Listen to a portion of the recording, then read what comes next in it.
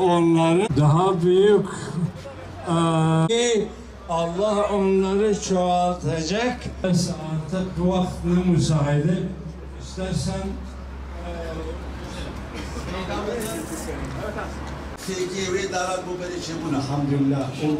her 3 senede bir tekrarlanan bu ilmi icazet merasimi için bir ilmi icazet merasimi için daha burada toplanmış bulunuyoruz.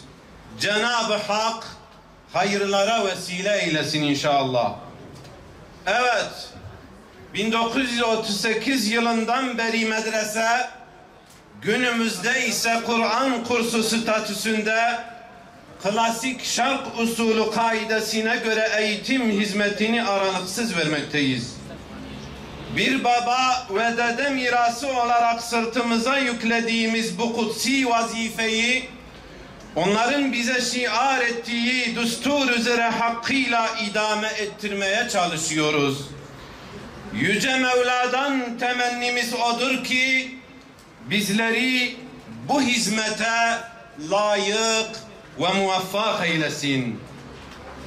Değerli misafirler, geçmişte özellikle darbe ve baskı yönetimlerinin dönemleri sayılan 1960'lı, 80'li ve 90'lı yıllar gibi o zorlu süreçlerde dahi medresemiz onca baskı ve yasaklara rağmen istikametini saptırmadan, sağa sola meyletmeden sırf rıza ilahi istikametinde tedrisat faaliyetini sürdürmüştür.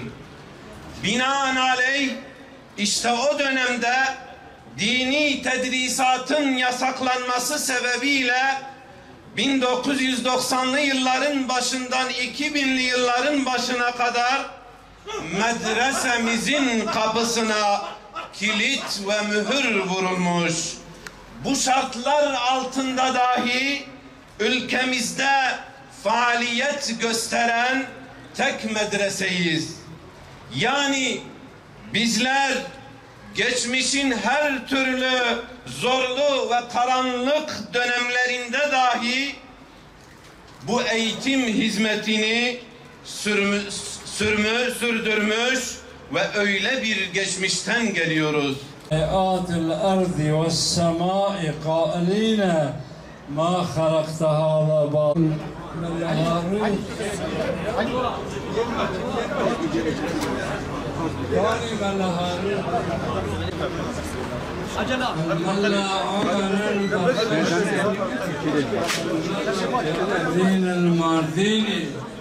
Misafirlerimiz mucazlarımıza yer açalım.